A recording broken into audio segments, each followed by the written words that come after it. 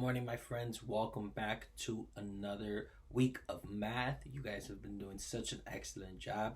Thank you so much to all of our friends who have been submitting their work through Google Classroom. Very proud of each and every one of you guys. This week, we're going to continue working with our knowledge on base 10 blocks. So I'm going to say our I can statement. I want you guys to repeat after me. I can recognize when to regroup to compose a 10. I know that there's a lot of words and vocab that is inside our I can statement that can be a little confusing. So we want to break it apart so that we can understand what we are going to be doing today in our math lesson. So I can recognize. When I use the word recognize, it means that we've been using our word identify or tell. So I can tell when to regroup to compose a 10. Well, we haven't learned what regroup is yet, but today that's what our lesson is going to be about. It's going to be about regrouping. We're going to be focusing on that. The other word here that is a little fancy that we may not know is compose. And compose is just a fancy word that means make. So I can recognize or I can tell when to regroup to make a 10. And that's what we're going to be working on today. Our critical question of the day has to do with this word regrouping. And regrouping is when we have 10 single cubes. So when we have 10 single cubes, we regroup them to make them into a 10s. I want to explain it to you. When we have 10, 1, 2, 3, 4, 5, 6, 7, 8, 9, 10. We have 10 single cubes. We learned last week that we can't put 10 in the ones place because it has 2 digits. And because it has 2 digits, it becomes a 10. So when we have 10 single cubes, we regroup them by circling it. And now we know that this group that is circled is the same as a 10 base block. When we are adding, there's going to be times that we need to regroup. So today we're going to be working a little backwards. I'm going to give an example first, and then we'll answer our critical question of the day. But I do want you to start thinking, and I want your brain to start moving as to what our critical question is. Our critical question today is, why is regrouping important? So why is regrouping important? Well, we're going to find out right now. We have the following example on the board, and we're trying to figure out why regrouping is important. But before we answer that critical question, we need to understand when we need to regroup. Today I'm going to be separating my 10s, with my 10s being on this side and my 1s being over here. So in the number 55, how many 10s do I need? Yes, 5 10s. 1, 2, 3, 4, 5. In the number 25, how many 10s do I need? Awesome. 2 10s. 1, 2. In the number 55, how many 1s do I have? Yes, 5 1s. 1, 2, 3, 4, 5. And in the number 25, how many 1s do I have? Awesome, 5 as well. 1, 2, 3, 4, 5. Now, when I go to add, remember I said we always add in the ones place first, and then we move to the tens place. Today, we're going to find out why that is so important to make sure that we get the correct answer. Well, if I add my ones place first, I know that I have 5 up here. So I'm going to start with 5. So 5 and then keep counting. 6. So because I like crossing out, 1, 2, 3, 4, 5, 6, 7, 8, 9, 10. I have 10. But my rule for my ones place is that its value has to be less than 10. Anything that is more than 9 has to move over to the tens place. So how am I going to show 10 here? Well, when I break the number 10 down, the number 10 is broken down like this. 1, 10, and 0 ones. 1, 10, and 0 ones. How will I show that here? Is this going to show me 1, 10, and 0 ones? Is 55 plus 25 10? No, it is not. So we need to regroup. Say with me, we need to? Yes, we need to regroup. So we're going to regroup our ones and circle it. And now we know that this is equal to 10. Because we regrouped it, we're going to carry it over. Say it with me. Carry it over to the tens place. How do I show that here? Well, I have 0 ones because these are no longer ones. I circled them, and now I know that they are a group of 10. So I have 0 ones left over, and then I'm going to move over and carry that one to the top. So I want to explain that again. I circled all of my ones because it equaled 10. Circled all of my ones because it equaled 10. Then I carried it over. So these ones were regrouped into a 10. I put my plus 1 there to remind me that now I have another 10 that I need to add. So now let's add our tens place. So we have 0 ones because this was turned into a 10. And now let's count our tens. Ready? We have 10, 20, 30, 40, 50, 60, 70. But we also have something over here. This is another 10. So 70 and then 80. So I have 8 tens in all. I can also check my work you looking at my place values. In my ones place, it says that I have 0 ones. If I look over here, let's remember that we regrouped this. So now this is not 10 ones, but this is 1 10. So we regrouped it. We have no ones over here. It says I should have 8 tens. So let me count and see if I have 8 tens. 1, 2, 3, 4, 5, 6, 7. And let's remember that I carried this over to my tens place. So this is number 8.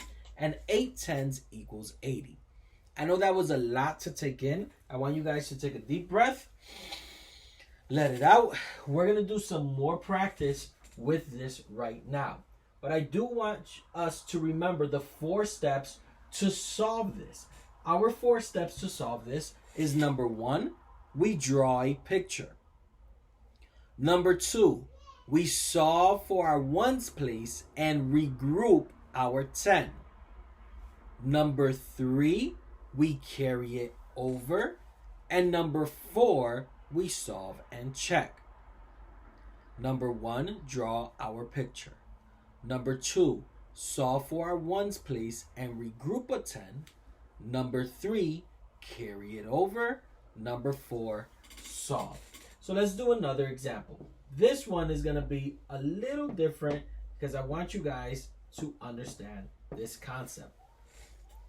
Step number 1 is to draw a picture. So let's draw it. My 10 stay on my 10 side, my 1s on my 1 side. I have 2 10s and 3 10s. Then when I look at my 1s, it says that I have 7 1s. So let me draw those. 1, 2, 3, 4, 5, 6, 7.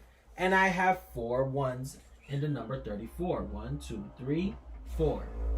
Step number 2 is to solve for our 1s and regroup a 10. So I have 1, 2, 3, 4, 5, 6, 7, 8, 9, 10, 11. This number is greater than 10. Am I going to regroup all 11 of the single counters?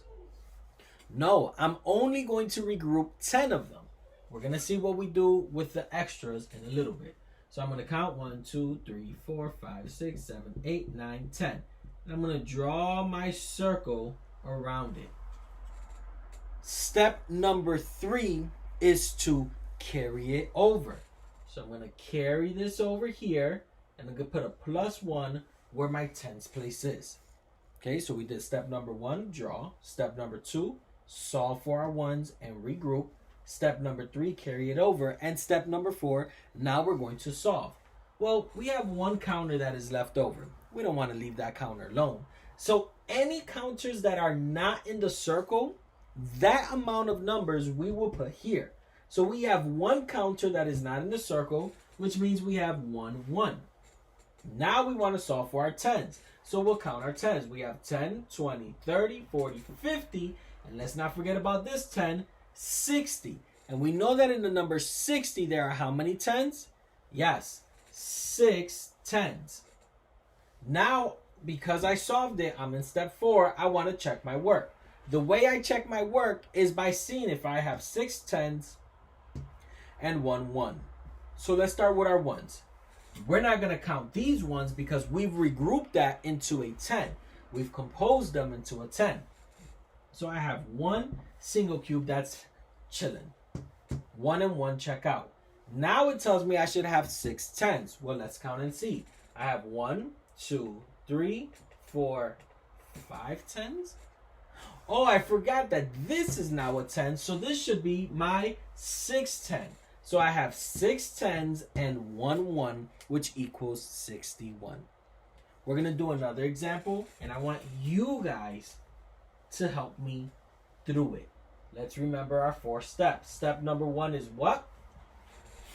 Yes, draw a picture. Step number 2, correct, solve for our ones place and regroup. Step number 3, carry it over. And step number 4, solve and check. All right, walk me through it. Our first step is draw a picture.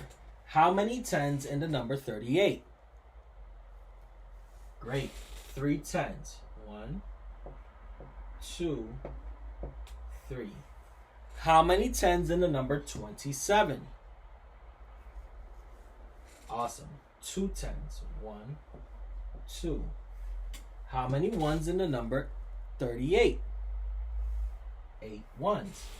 1, 2, 3, 4, 5, 6, 7, 8. How many ones in the number 27? 7. 1, 2, 3, 4, 5, 6, 7. So I've drawn my picture. Now I'm going to solve for my ones place and regroup. So walk me through it. How many am I going to regroup? Excellent. 10. So I have 1, 2, 3, 4, 5, 6, 7, 8, 9, 10. So let me just circle those because I know that I'm going to regroup those. 11, 12, 13, 14, 15. So I have 15 ones in total. I know that 15 ones can't go in my ones place. I'm not going to write 15 like that. That is not correct. So now I'm going to go to step 3, which is carry this tens over. That way we can make sure that we only are writing our ones here. And step number 4 is to solve and check. Well, how many ones do I have? 1, 2, 3, 4, 5. So I'm going to put a 5 there. Mr. Nieves forgot that when he carries over, he wants to put his +1 there. Okay, so I put my 5 there. And now I'm going to solve for my tens place. Let's count. 10, 20, 30, 40, 50, 60. So I'm going to put a 6 here. And 38 plus 27 equals 65. Let's check our work. It means that I should have 5 ones. Let me number my ones. I have 1, 2, 3, 4, 5 ones. That checks out. How many tens should I have? Yes, 6 tens. Let's count them. 1, 2, 3, 4, 5. And let's remember, this is now a 10. 6 tens. 6 tens and 5 ones equals 65. I know that this concept is a little difficult. Just rewatch this video. Think about it. Take deep breaths because you got this. Step number 1, draw your picture. Step number 2, solve for your ones and regroup a 10. Step number 3, carry it over. Make sure you put that +1. And step number 4, solve and check. You guys are going to crush it today. Keep up the excellent work.